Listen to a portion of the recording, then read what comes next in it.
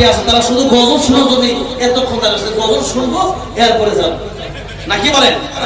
গজল শুনতে চান কারা? আচ্ছা থাক থাক, হাত উঠাইলে আপনাদের কষ্ট যে বারে বারে হাত উঠাচ্ছি।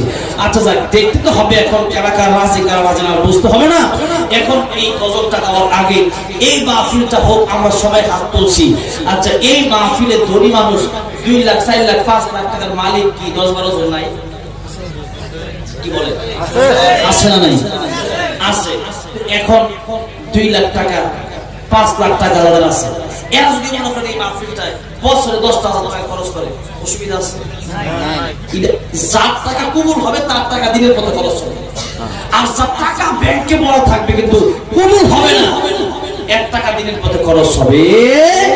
টাকা যদি দিনের পথে খরচ হয়, বলবে এই টাকা আমার কবুল, আমার টাকা আল্লাহর কাছে কবুল মকবুল, এই জন্য হয়তো খরচ হয়ে গেছে। কারণ এই জন্য দিনের পথে খরচ হচ্ছে।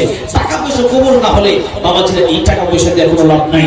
দুনিয়ার ব্যাংকে তো রাখেনি, আখিরাতের ব্যাংকে রাখার দরকার আছে না নাই? এই দিনের মাহফিলগুলো যেটা একটা মাদ্রাসা, এই দিনের মাহফিল প্রতি বছর হয়, আজকে 7টা বছর ধরে মাহফিল হচ্ছে, সবাই করতেছেন মাহফিল। আলহামদুলিল্লাহ, এত হাজার হাজার মানুষ হয়, এদের খাওয়া দাওয়ার ব্যবস্থাও তারা করেছেন আলহামদুলিল্লাহ।